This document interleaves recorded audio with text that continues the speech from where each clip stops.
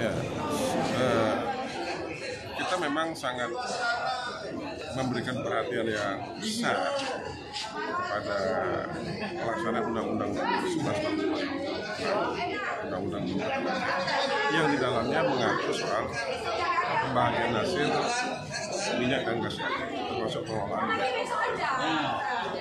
Nah, oleh karena itu saya kira ini harus menjadi konsep kita bersama.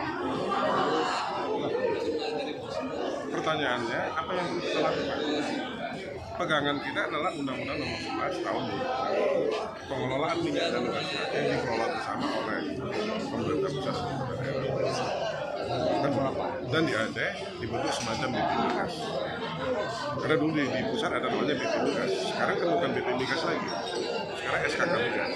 Nah, tapi pada saat kita buat undang-undang namanya BP Migas, makanya di Aceh lahir semacam BP Migas, yaitu Badan Pengelola Minyak dan BPM.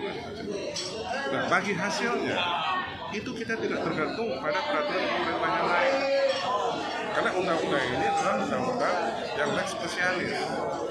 Nah, kita bisa saja di Aceh ini fleksibel.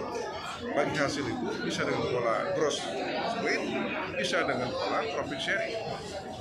Nah, yang harus kita hitung betul, mana lebih menguntungkan bagi kita Aceh, apakah gross split atau profit sharing, dan mana yang lebih menarik bagi investor, bagi kontraktor, atau bagi oil company, sehingga sama-sama menguntungkan.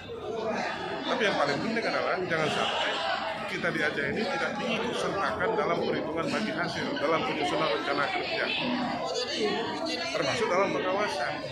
Nah, itulah nanti peran BPMA yang dibentuk di Aceh, yang ada wakil dari pusat dan wakil dari Aceh, itu sangat penting untuk ikut menyusun rencana kerja, untuk menentukan apakah gross split atau profit sharing.